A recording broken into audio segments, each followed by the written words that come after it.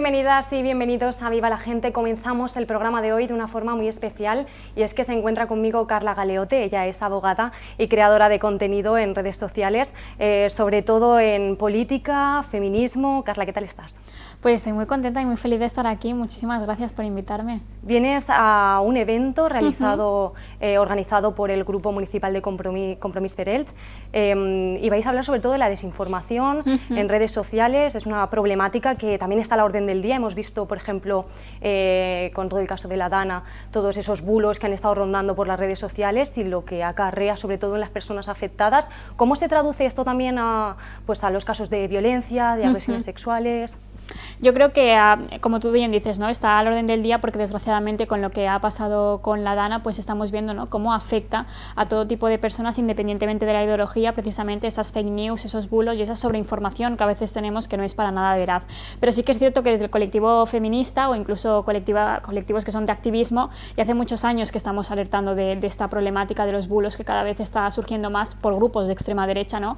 No solamente pues negando la violencia de género, negando la violencia machista a pesar de los datos que existe, incluso haciendo bulos y campaña de odio contra las personas trans o contra las personas migrantes, ¿no? Estamos viendo cómo ahora se está acentuando ya una cuestión del cambio climático y por lo tanto a la Dana, pero es algo que las activistas ya hace muchos años que estamos diciendo porque evidentemente nos afecta porque se está jugando con nuestra integridad y nuestros derechos.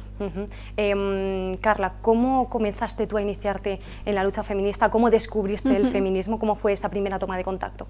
Pues la verdad es que es muy distinto a lo que la gente crea. La gente me ubica en el feminismo a partir de que yo un día decido colgar un vídeo. ¿De que naciste? Sí, y allí es ya, pero para nada fue así. Yo ya he sido de tradición política en mi casa, sí que es cierto que siempre hemos sido muy políticos, pero en casa, nunca ha sido algo externo como yo he hecho, ¿no? Y entonces me interesaba mucho, en el colegio me empezaron a hablar, ¿no? Casualmente tenía un profesor muy igual que me empezó a hablar de feminismo y poco a poco fui buscando y me acuerdo que pues en el 2016, 2015 empecé yo a buscar cosas un poco a secreto, ¿no? Porque era como que no estaba tan normalizado como está actualmente. Poco a poco fui buscando y en Lleida había asociaciones locales, o sea, yo vengo del mundo de la calle realmente, no del mundo de las redes sociales.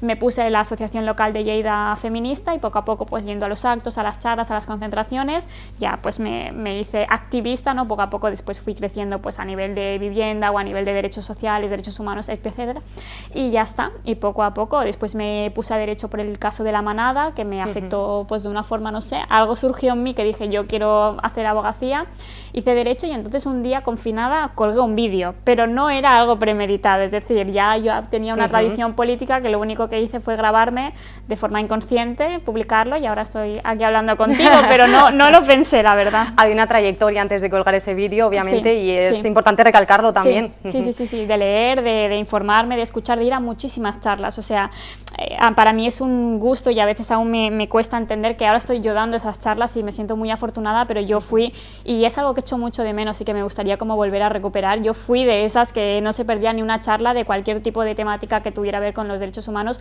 porque para mí era la fuente de información, porque en las redes sociales no estaba tan normalizado o yo no lo supe encontrar y en la escuela tampoco y en la calle tampoco, ¿no? Yo creo que sí que hemos evolucionado mucho en los últimos años.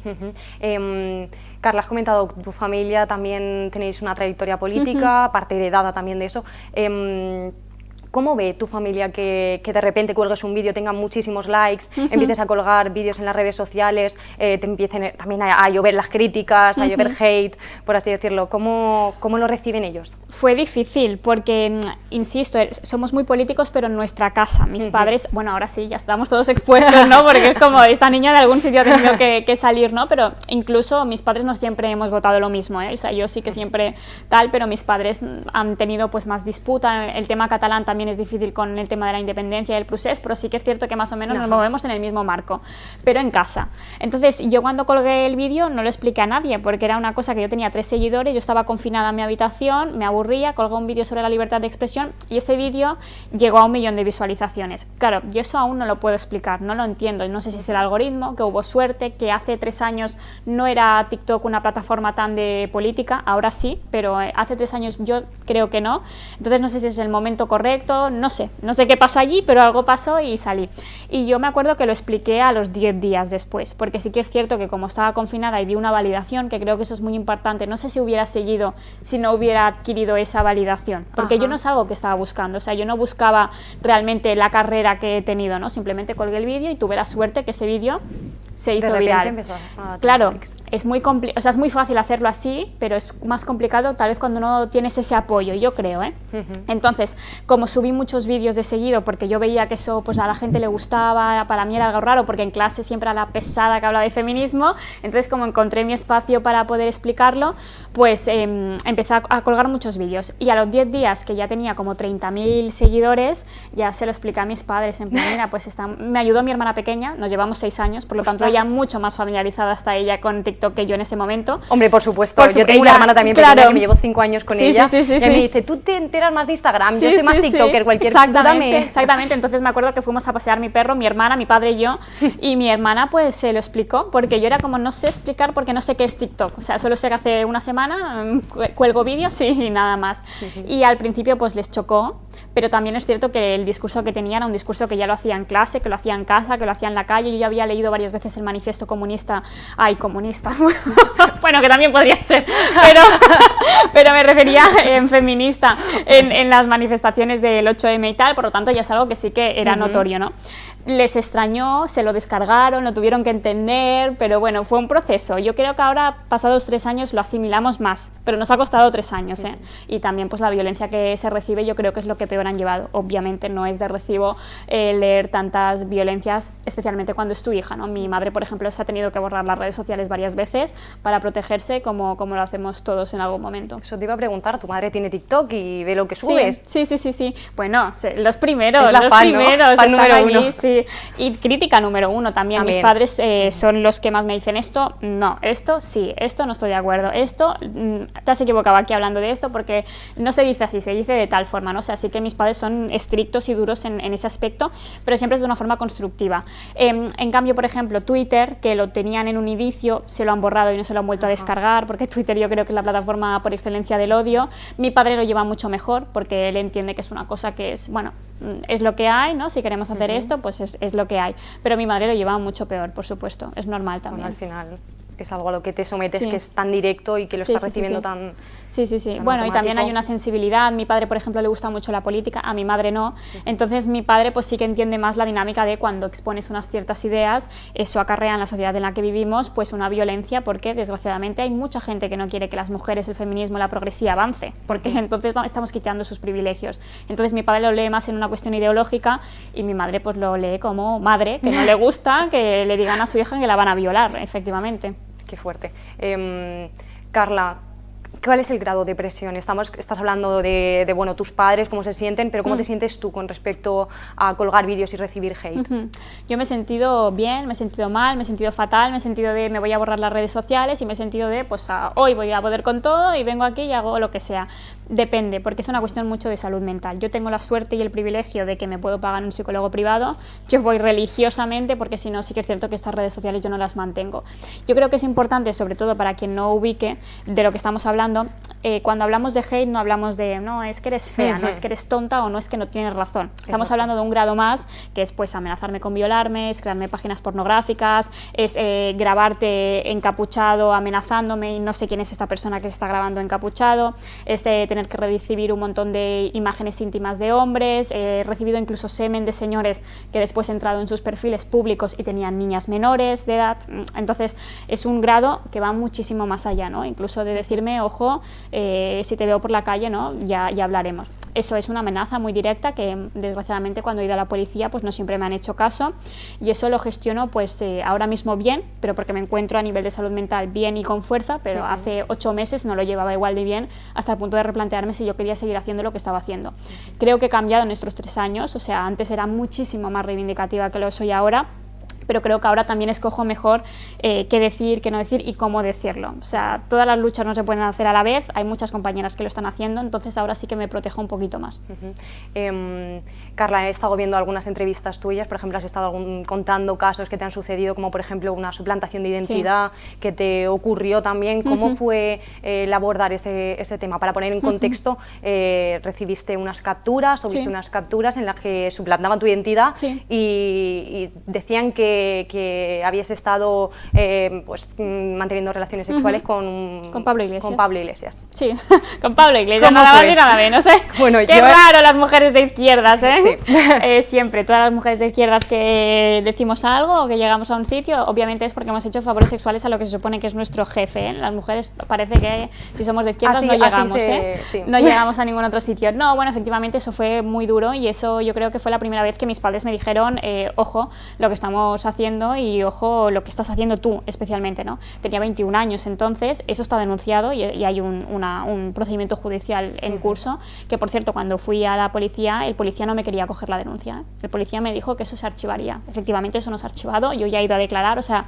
está todo ya muy atado, ¿eh? Pero en primera instancia a mí me dijeron que eso no tenía ningún tipo de recorrido, que es algo que ya avanzo, que le pasa a muchas compañeras que denunciamos violencia en redes sociales, que lo primero que nos dicen es que esto no es importante o no es suficientemente grave. Yo animo a la gente a persistir porque un policía no te puede decir si te acepta o no una denuncia. Y si es importante o no. Exactamente. Entonces, bueno, fue muy complicado, pero para mí fue complicado Yo cuando leí esto de las capturas, para mí fue una broma.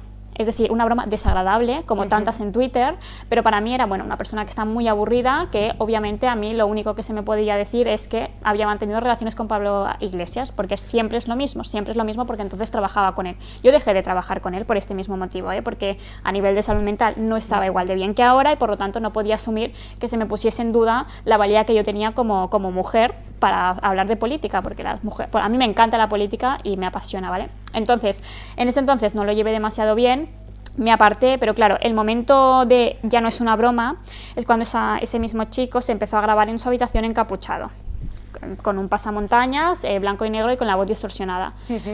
Allí yo ya no sabía quién era esa persona.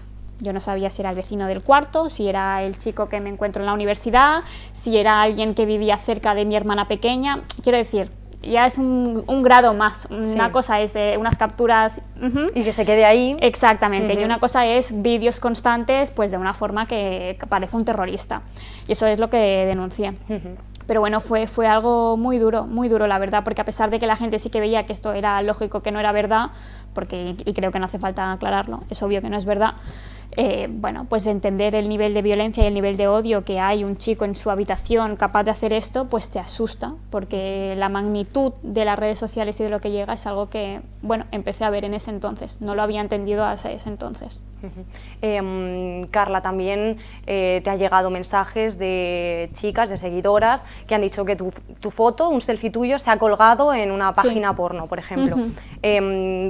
No eres la única persona a la que le pasa esto, también hay chicas a las que le pasa lo mismo. ¿Qué consejo les darías a esas personas que están en esa situación? Bueno, yo creo que el consejo primero es, no es su culpa ni su vergüenza. Eso es para empezar, porque en mi caso, por ejemplo, al ser un personaje más o menos conocido, más o menos público, entre mil comillas, era como, bueno, estoy más familiarizada desgraciadamente a este tipo de conductas, pero a una niña que está en tercero de la ESO y sus compañeros de clase le hacen eso, no es lo mismo el colchón que yo tengo que el que tienen ellas, ¿no? Entonces lo primero es, ni es tu culpa ni es tu vergüenza, y el segundo es que se lo expliquen a alguien, sea una amiga, sea una prima, sea una madre, sea a un profesor, me da igual, pero es importante exteriorizarlo porque no tenemos que tener vergüenza. O sea, la vergüenza no es algo que está ahora, esta frase muy de moda, la vergüenza tiene que cambiar de bando y es algo que es importante exteriorizar. Y si esa persona o esa cosa es suficientemente pues, para ella perturbadora y demás y no se puede solucionar del tú a tú, ir a la policía y denunciarlo si se sienten con fuerzas y con esperanzas, por supuesto. Carla, bueno, tus vídeos son pedagógicos, a ver si lo digo bien, No pasa nada.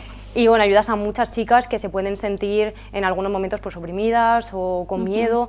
Me imagino que esa es la recompensa que recibes diariamente por parte de tus seguidoras. ¿Cómo es tener esa comunidad?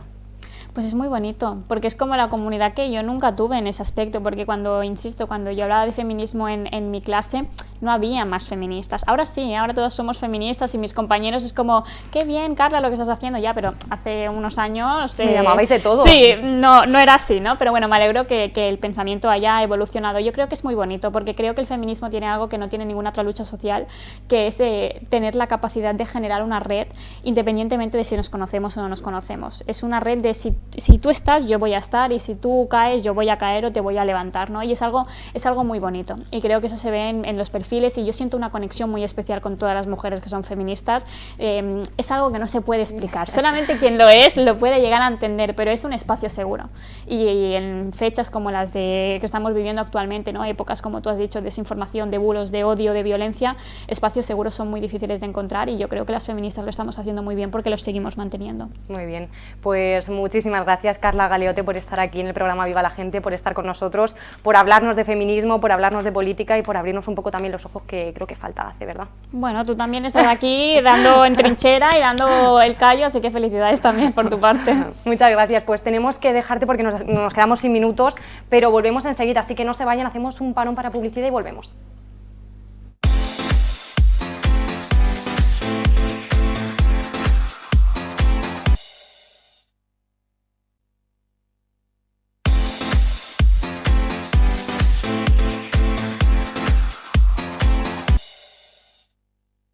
Y seguimos aquí en Viva la Gente, abrimos ahora sí nuestro capítulo, nuestra sección de educación sexual. Se encuentra conmigo Sonia la Incómoda, Sonia Agullo. ¿Qué tal estás, Sonia? Hola Noelia, pues muy contenta de estar otro día aquí. Muy bien, vamos a tratar el tema trans. Sonia. Sí, hoy traigo el tema trans porque casualmente en 2 días, el miércoles, el 20 de noviembre, es el Día de la Memoria Trans. Entonces, bueno, pese a que yo sí que soy fiel defensora y partidaria de que cuando se hablan de, pues, de colectivos, de grupos como este, ¿no? De que son vulnerables, sí que creo que hay que invitar a las personas que forman parte de ese colectivo y que representan ese colectivo, pues bueno, yo quiero usar esta sección y este espacio que me dais, pues para poner un poco de, no sé, reflexión en el asunto, porque creo que es importante nombrarlo. Entonces, pese a que no formo parte del colectivo, sí que lo defiendo y sí que quiero usar este espacio para ello. Muy bien, pues todos esos espectadores que estén ahí, que estén detrás de la pantalla y digan, ¿de qué están hablando estas dos chiquitas? ¿Qué es ser trans? Sí. Vamos a poner en contexto. Sí, bueno, contextualizamos un poco. Primero hay que hablar un poco de qué es esto de la diversidad sexual, ¿vale? Sí que en el programa anterior estuvimos dando un poquillo de pinceladas, ¿no? De esto de los roles de género y tiene mucho que ver, por eso lo traje, con este tema, porque bueno, el tema de la diversidad sexual al final es todo lo que compone la sexualidad individual de una persona, ¿vale? O sea, su cuerpo sexuado, como dijimos que era pues las gónadas, los genitales, etcétera, la expresión de género, la identidad sexual y la orientación sexual, ¿vale? Esto sería la diversidad y hay que entender que dentro de todo esto hay mucha diversidad y no podemos entrar en este binarismo de mujer, hombre, heterosexual, etcétera, etcétera, ¿no?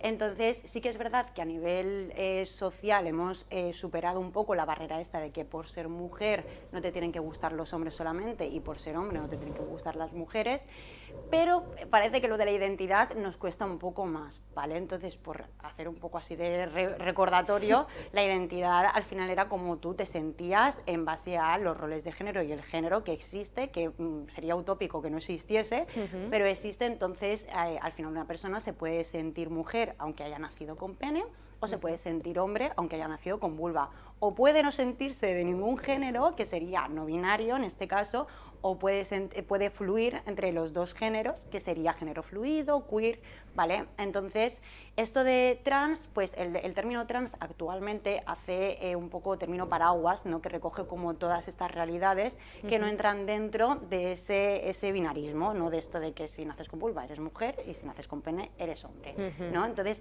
sí que han acogido como todas estas realidades. Antiguamente pues era más para nombrar a las personas pues que pasaban una cirugía para, si nacían con pene, pues ponerse vulva, y si nacían con vulva, pues pene, ¿no? Un poco así. Entonces, ahora sí que es verdad que se quiere recoger más realidades. Y luego, otro término que nació para evitar esto de lo trans y lo normal, ¿no? Para evitar un poco eso, nació el término cis, ¿vale? Entonces, si tú has nacido con vulva y luego te identificas con el género con el que se te asignó al nacer, que es el de chica, pues serías una persona cis, ¿vale? Y si eres hombre, pues lo mismo, ¿vale? En este caso. Entonces, un poco así para conceptualizar. Muy bien, un poco, porque a lo mejor mi abuela que está viendo este programa dice, no entiendo nada de lo que están diciendo. Ahora ya lo saben. Eso espero. Ahora ya apuntes, sí. por favor. Tenemos que coger libreta y boli y ir apuntando todo exactamente, esto, todas las clases. exactamente. Sí, vale. Sí. Seguimos. Hemos hablado de qué es cis y qué es trans. Hablamos un poco también cómo afecta esto también a la sociedad o cómo la sociedad lo ve.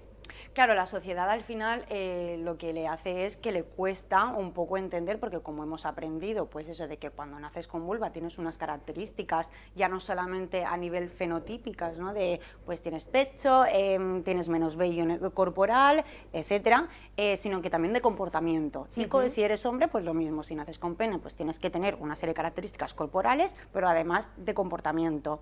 ¿Qué pasa? Que bueno, no tiene por qué, o sea, la identidad al final es algo que está dentro de una persona y que el hecho de que yo haya nacido con vulva no quiere decir que yo me identifique con el género de mujer, ¿vale? Y eso al final genera, cuando lo normativizamos tanto, como hablábamos también en el anterior programa del tema de las fiestas estas de revelación del género, jolín, es difícil, ¿no? De que si tienes un recuerdo de tus padres celebrando que vas a ser niña y luego no te identificas como niña, pues a lo mejor te cuesta un poco más sentarlos y decirles, oye, tal, es que yo no me identifico así, ¿no? Que ojalá que no, o sea, que no quiero tampoco ahora aquí generar un drama, ¿no? Que no tiene por qué ser, pero lo cierto es que lo es. Entonces, claro, entonces hay familias que les cuesta más entender todo esto.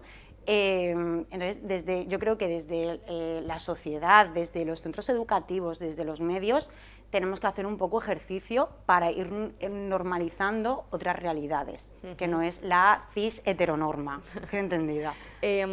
Todas estas personas que se sienten así, que lo manifiestan y que intentan pues, ser aceptados en la sociedad, la respuesta de la sociedad hacia esas personas, ¿cómo suele ser o cómo es?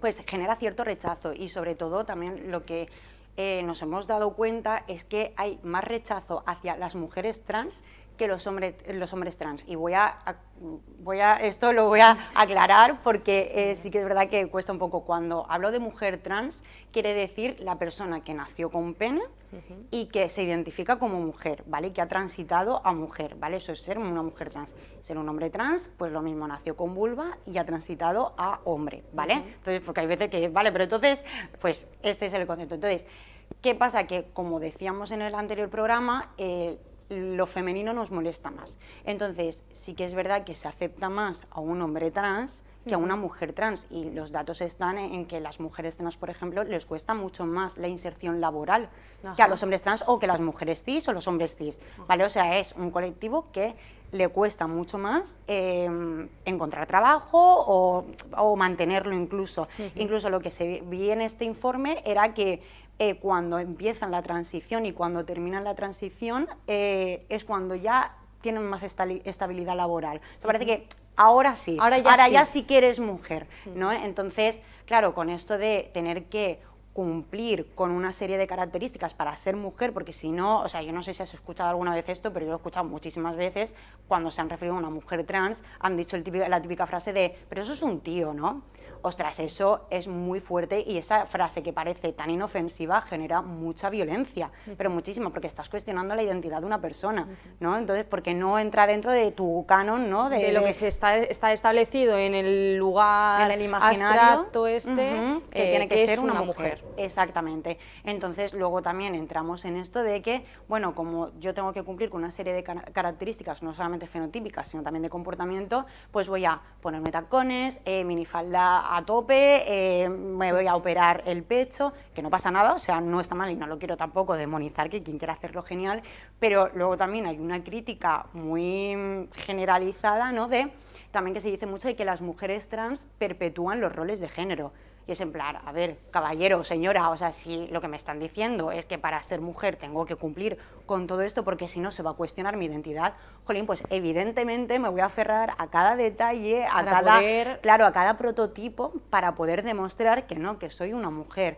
Entonces, creo que hay que hacer mucho trabajo de reflexión porque de verdad que cuanta más reflexión hagamos la sociedad en general, más fácil va a ser la vida para muchas personas. Exacto, sobre todo para esas personas que nacen de una forma, se dan cuenta que no se sienten identificadas con su cuerpo, con lo que tienen o con lo que piensan o lo que sea, y buscan esa transición y se les impone que para poder ser mujer pues tienen que tener vulva, por ejemplo, ¿verdad? Exactamente, tienen que pasar por cirugías estéticas, que es lo que ahora se está como reivindicando mucho, no tienen por qué hormonarse de tan temprano, que quien quiera, genial, pero que no tiene por qué, porque no hace falta, o sea, de verdad, porque luego también lo digo mucho, al final caer en todo esto, en este binarismo, dejamos también atrás realidades como la intersex. O sea, las personas intersex, al final hay mujeres que nacen con vulva, pero que tienen barba. Por estos cromosomas y las hormonas tienen barba, entonces, ¿qué? Son menos mujer. Entonces, por esto. Claro. Entonces, jolín, vamos a flexibilizar un poco y yo quiero recomendar, porque a mí esto me ayudó mucho, para quien le cuesta entender estas realidades, porque no tienen personas cercanas, pues yo qué sé, por lo que sea, claro, que les genera, además que quieren de verdad aprender y entender esta realidad.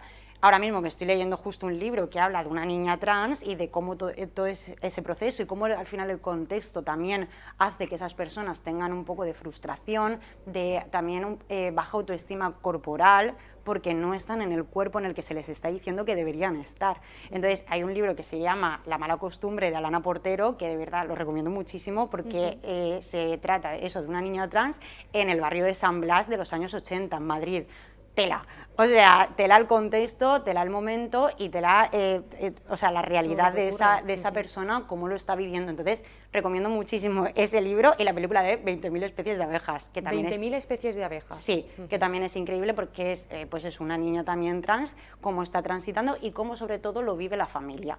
Y cómo tienen que hacer ese ejercicio, que es entendible, que nadie nace enseñado, nadie nace tan deconstruido, esto va poco a poco, no pasa nada, pero abrir la mente y pasar por ese momento de reflexión y de trabajo personal interno que también las familias tienen que hacer para entender esto, creo que es importante que se visibilice para la gente y las familias que lo estén viviendo y que no sepan cómo gestionarlo. No pasa nada, es normal, ¿vale? Pero hay mecanismos, hay herramientas, entonces vamos a usarlas y no nos vamos a aferrar a que solamente tiene que haber un tipo de realidad.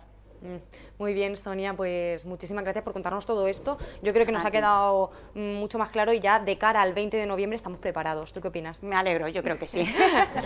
Muy bien, pues nos quedamos sin tiempo para seguir hablando de educación sexual. Volvemos la semana que viene, no la otra, con más temas.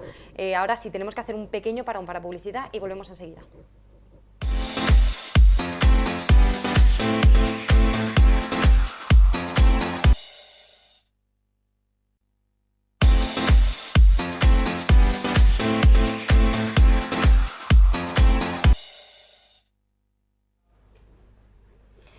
Y como cada lunes comenzamos también nuestra sección de cocina. Está conmigo Pablo Estopiñán, el cocinero de Elche 7 Televisión. ¿Qué tal estás, Pablo? Pues muy bien, aquí echando el día. Vamos a hablar sobre el picante, ¿verdad? El picante como sensación y como propagación. Como sensación y como propagación, ¿cómo es eso? El picante no se conocía en Europa y en Occidente, ni siquiera en Oriente, hasta el siglo XVI. Hasta el siglo XVI. Hasta el 1500 y pico.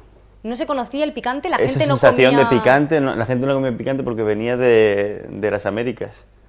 Era un vegetal exclusivo de allí, el pimiento. Sí. Ese pimiento es el que vino desde allí, pero en forma muy pequeñita. Y aquí, recogiendo de allí de otras semillas, se fue dividiendo y fue habiendo variedades. Ajá. Pero el picante era original de allí se comía picante desde el 5000 a.C. o algo así, lo tienen ahí, está pintadito, no talladito en sus piedras. No me puedo creer que haya gente que en aquel entonces no sabía lo que era el picante, no conocía. Tú imagínate, llegas allí y te comes algo que te hace arderte la boca y piensas que están envenenados. Claro. Dices, algo me está pasando aquí o que tienes algún problema tú en tus papilas gustativas o algo así, ¿no? Exacto, pues el picante llegó a España y de España se extendió por Europa y los ingleses se lo llevaron a la India, a sus colonias, donde tuvo una aceptación tremenda, tanto que hoy en día toda la gastronomía de la India gira en torno al picante. Tailandia igual, sí. Usan mucho el picante, las guindillas, y realmente fue a partir del 1600 que empezaron a usarla. Fue un producto que se extendió muchísimo y que tuvo una aceptación muy grande porque el picante, a pesar de molestarnos y de hacernos daño, genera en nuestro cerebro endorfinas. ¿Ah, sí? el cerebro la genera para decir, venga, vamos a ponernos de tranquis, como Ajá. pica, pero vamos a relajarnos, ¿no? Ostras. Es la misma sensación que el sadomasoquismo, la sensación de placer al maltrato. Madre mía. Nos maltratamos la lengua nosotros. Yo lo siento, pero yo soy cero picante. Hay mucha gente que es intolerante al picante y que por poco que pique ya no le agrada. Sí, sí, yo un poquito y ya digo, ay, ya me está picando la boca. Y luego hay gente como los mexicanos que se lo ponen hasta los postres. Qué locura me parece eso. Qué locura. Yo recuerdo aquí el único postre que he probado picante, una gominola que había de guindilla. No sé si te acuerdas. Una en las gominola de tiendas, guindilla, sí. me que acuerdo. picaba, ¿verdad? Que era Sí. así como roja y verde. Sí, sí, sí, sí. Y A mí no picaba me un gustaba montón. nada, sí, picaba muchísimo. Uah. Bueno, eso seguirá existiendo, me imagino que seguirá habiendo guindillas de Supongo estas que picantes. sí, si Sanidad no la ha quitado de en medio por peligrosa. Ya, puede ser un poco peligrosa. Y más para los niños, ¿no? Porque es una Correcto. golosina. Al final lo que hace, la guindilla contiene una sustancia que se llama capsaicina, que es lo que genera ese picante, ¿no? Esa sensación de ardor en la boca. La capsaicina es como el contrario del mentol.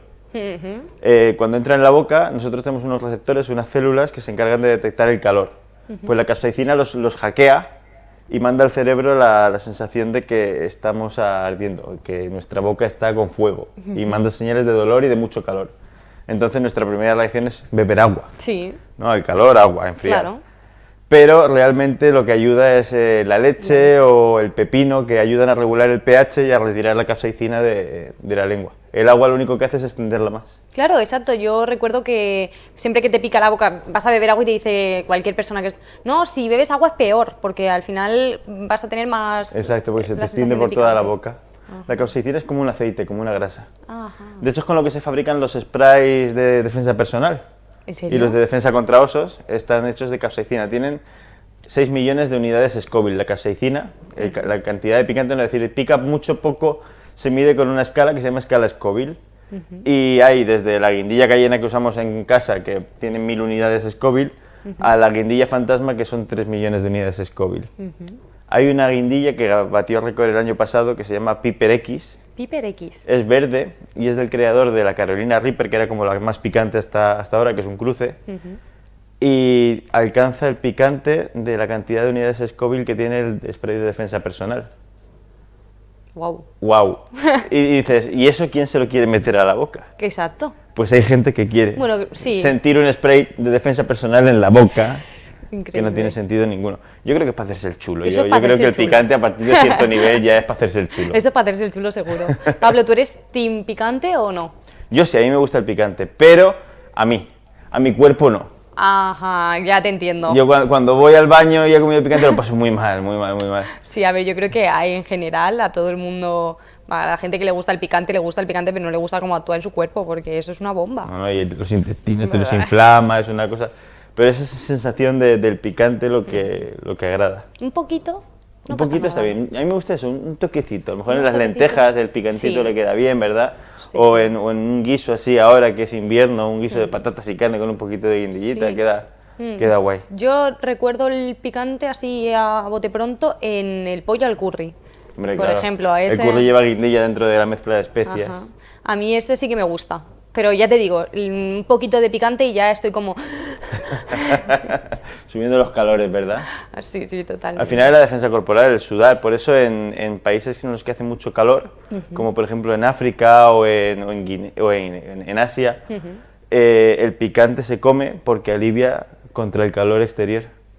Al comer, tu cuerpo activa las alertas de que estamos ardiendo y lo que hace es refrigerarse. Bombea más sangre, sudas, se te abren los poros y entonces como que ventilas. Ajá. Y al ventilar y estar más fresquito, pues es producente, O sea, ayuda. O sea, entre el alcohol y el picante, ¿con qué nos quedamos? El picante es mejor porque no te jode el hígado. De hecho es bueno, la capsaicina es anticancerígena, antiinflamatoria. Ayuda a depurar todos los intestinos y aparte de todo eso contribuye a la salud dental. También el chocolate, ya tuvimos un programa que hablamos del chocolate y me dijiste que los dentistas no quieren decir esto, que no quieren Claro, que nadie lo claro, sepa que y no aquí lo quieren que nadie develamos. sepa. El Que chocolate negro guay es para los bueno para los dientes. dientes. Y el picante también. El picante también, por la toxina, por la capsaicina, que realmente es una toxina que genera la planta para defenderse, pues mata a las bacterias que que hay en la boca que son causantes de la caries, del sarro y todas estas Nos cosas. estamos cargando a los dentistas aquí con Sí, este sí, programa, sí. tú lo Es sabes, ¿no? una conspiración contra ellos. Si alguna vez se acaba viva la gente, tienen que saber que es porque La Asociación los Mundial de dentistas han Dentistas. dicho, estos chicos están desvelando demasiados secretos. 9 de cada 10 dentistas. Recomiendan no ver viva la gente. Bueno, Pablo, no sé si me tienes que contar algo más sobre el picante. Yo Queremos creo que hasta advertir aquí. de algo. Bueno, lo suyo es no abusar, puede causar infartos. ¿Sí? Sí, hay gente que se ha muerto en guerras de picantes que se llaman, que comen, No me lo puedo creer. van subiendo de escala, van probando todas las guindillas a ver a quién llega. Y hay gente que se ha muerto de infartos. O sea, hay retos de TikTok que han tenido problemas con niños por comer picante en exceso o por comer concentrados. Los takis estos fuego, ¿Sí? por ejemplo, aquí en España están regulados por la Comunidad Europea para que no puedan picar más de X. En Estados Unidos no hay ninguna limitación, entonces pican muchísimo más. ¿En serio? Y había un reto que era comerse no sé cuántas bolsas y pues ha habido niños que han terminado con úlceras y con cosas que por abusar, si abusas de cualquier cosa es malo. Si abusas, si te quieres hacer el chulo, Y si te quieres hacer el chulo, ya mal vamos. El picante es para disfrutar, no para hacerse el chulo. Muy bien, hay que disfrutar, pero con responsabilidad. Correcto. Y con un adulto que supervise. Que Eso a veces es. los adultos son peores. Bueno, Pablo, muchísimas gracias Hasta por luego. contarnos todo esto sobre el picante. Lo tenemos en cuenta, tomamos nota y nosotros tenemos que despedirnos porque se nos acaba el tiempo, pero volvemos mañana con más entrevistas, con más reportajes. Les dejamos ahora con el informativo, con Mario Abril, después con Noé Gomis, con Mucho Elche. Gracias por acompañarnos.